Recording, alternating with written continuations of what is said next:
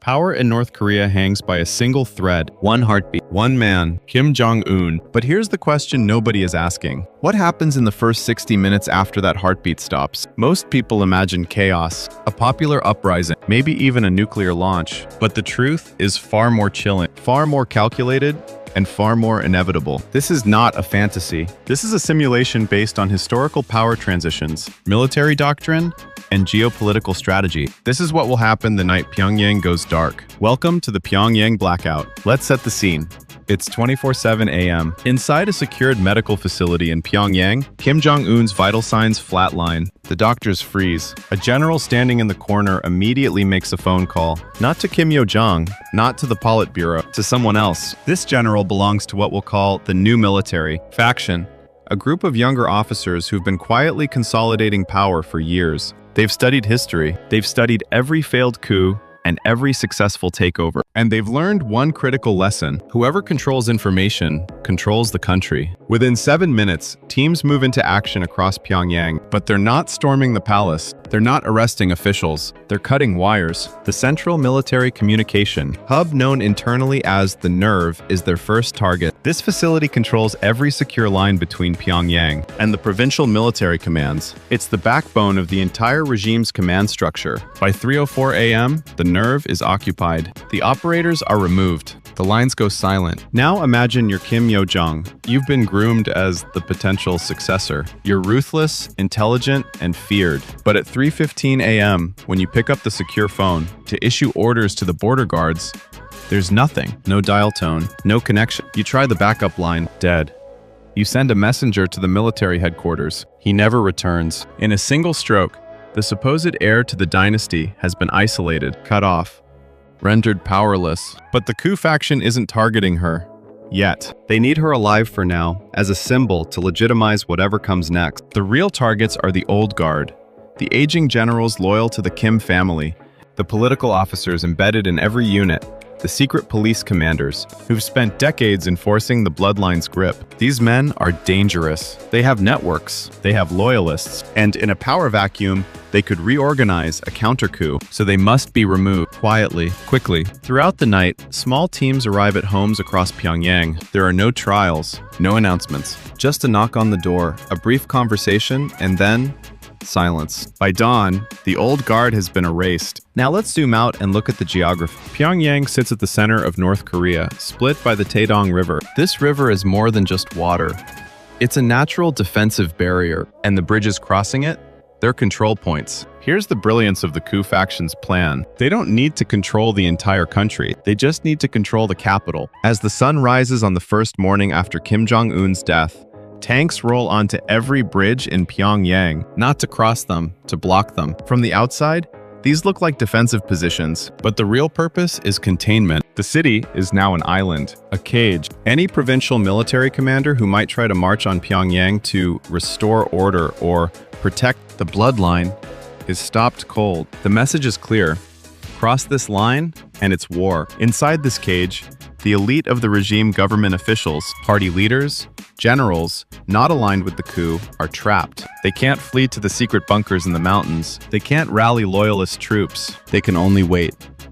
And while they wait, the new faction consolidates control, room by room, building by building. This isn't chaos. This is precision. But there's a third player in this game, and they're watching from space. The United States has 17 reconnaissance satellites dedicated solely to monitoring North Korea. They track troop movements, communications traffic, radiation signatures, heat blooms from missile tests. They see everything. At 4:32 a.m. Eastern Standard Time, analysts at the National Security Agency notice something unusual: a sudden spike in encrypted radio traffic in Pyongyang, followed by a complete communications blackout. Then, movement of armored units toward the bridges. Then, the satellites detect something far more alarming: activity at the nuclear storage facilities. Not a launch sequence, but movement. Trucks, personnel, rogue elements possibly trying to secure or relocate warheads in the chaos. The Pentagon has a protocol for exactly this scenario. It's called Neutralization Protocol 7, and it gives the president 90 minutes to decide. Here's the dilemma.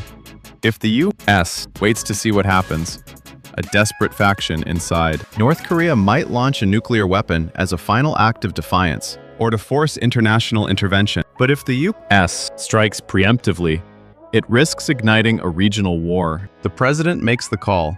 Controlled decapitation strike. The goal isn't invasion, it's disarmament, surgical removal of North Korea's ability to strike beyond its borders. By 600 a.m. Pyongyang time, the operation begins. The North Korean air defense system is extensive, but outdated. Built on 1980s Soviet technology, it's designed to detect formations of bombers and older fighter jets, but it's blind to what's coming. From Andersen Air Force Base in Guam and from naval strike groups in the Sea of Japan, the first wave launches. B-2 Spirit stealth bombers, invisible to radar, F-35 Lightning II fighters, equipped with precision-guided munitions, Tomahawk cruise missiles, flying low and fast. They don't target cities.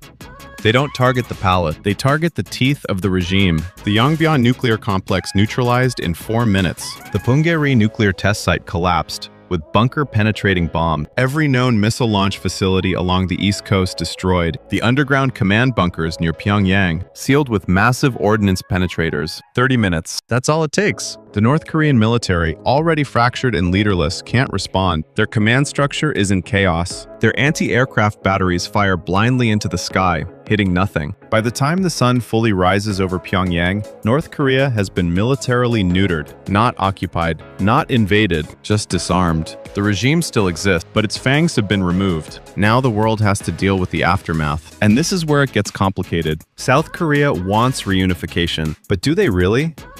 The economic cost of absorbing 25 million impoverished, traumatized people would devastate their economy. The social integration would take generations. And there's deep fear.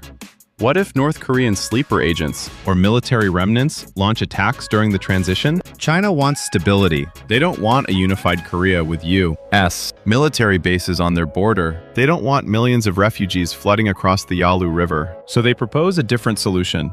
A buffer state. The United States wants denuclearization. They've achieved the military objective, but now they need a political endgame that doesn't restart the Korean War. So a deal is made, behind closed doors, without input from the Korean people. North Korea will not be unified with the South. Not yet. Maybe not ever. Instead, it becomes a transitional administered zone, jointly managed by an international coalition, demilitarized, denuclearized, but not free. The new military faction that staged the coup, they're offered a deal: accept international oversight, dismantle the nuclear program, and in exchange, they get to stay in power, a puppet government for a puppet state. The Kim dynasty is over, but the suffering isn't.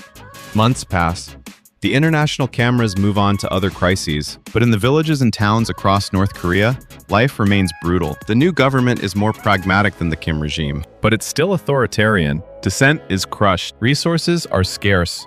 The economy, already shattered, limps along on international aid that never quite reaches the people who need it most. In the South, the dream of reunification fades into bitter debate. Some call for action. Others call it economic suicide. Families separated for 70 years grow old and die, still apart. In Beijing and Washington, diplomats congratulate themselves on avoiding a nuclear war. Mission accomplished. Crisis managed. But for the 25 million people living in the shadow of the collapse dynasty, nothing has really changed. They've traded one prison for another. The walls are just painted differently now. This is the cold truth about the end of the Kim regime. It won't be a glorious liberation. It will be a managed abandonment, a tragedy left behind in the shadows of history. The throne in Pyongyang sits empty now. The portraits are taken down. The statues are covered in tarps. But power, like nature, abhors a vacuum. And in that vacuum, new predators are already circling. The fall of Kim Jong-un won't be the end of the nightmare. It will be the beginning